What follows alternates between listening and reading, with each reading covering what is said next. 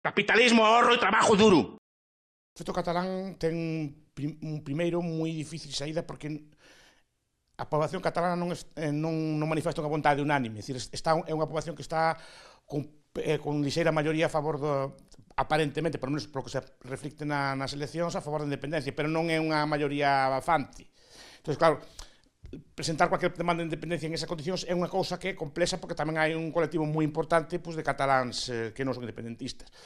Cual sería a solución? A solución normal sería pactar, buscar unha fórmula legal que pode existir de facer algún tipo de referéndum de autodeterminación, se votaríais e de forma vinculante saldría o que fixera e despois, de caso de salir independencia, chegar a acordos bilaterais entre ambas partes e repartir as propiedades con recoñecementos mutuos dos dereitos dos españoles que queran quedar en Cataluña e dos cataláns que queran quedar no territorio do resto de España e ser así. Que pasa? Cual é o problema aí?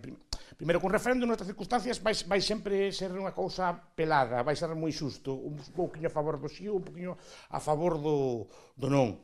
E iso creo que a medio plazo non vai resolver os problemas. Pero, de todas formas, alguns falan, por exemplo, como outra proposta, de cambiar o estatuto. Eso é moito máis difícil, porque cambiar o estatuto tens que cambiar casi a Constitución, porque foi declarado inconstitucionais en varios artigos, recuperar ou facer unha especie de leis orgánicas para ir facendo. Se pode ir facendo, pero creo que nestes momentos o conflito catalán non está centrado en ter un estatuto de nación ou ter un estatuto que tiñan antes, sino está planchado en secesión sí ou secesión non, sobre todo despois dos referéndums que se fixeron en outras partes de Europa, por exemplo, como Escocia. A solución correcta sería esa. Que pasa?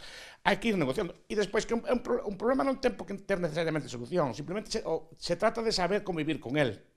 Eu creo que os cataláns, mentras non amosen unha vontade clara, e se podemos mostrar unha vontade clara, sin necesidade de un referéndum, por exemplo, coas eleccións, unhas eleccións que, por exemplo, que amosaran sempre sistematicamente cos 60, 70, 80% dos cataláns votan partidos independentistas, pois eso é síntoma de que hai que buscar unha solución, sea secesión, sea algún tipo de referéndum, sea algún tipo de pacto de Estado libre asociado ou que fora. Que pasa? Que non amosan sempre esa vontade, e amosan unha vontade máis ben dividida e moitas veces cambiante, mentras eso non se permanezca, digamos, con certa estabilidade no tempo, como fixeron os escoceses. O que iban facendo é presentando sistematicamente no Parlamento británico, no propio Parlamento escocés, maiorías claras a favor da independencia, hasta o punto que o propio goberno de Cameron tuvo que negociar co goberno de Escocia, fixeron un referéndum e saliu que non. E creo que a solución teria que ir por aí. E o problema se calmaría aí, salga que sí, salga que non se calmaría. Simplemente leválo de boas,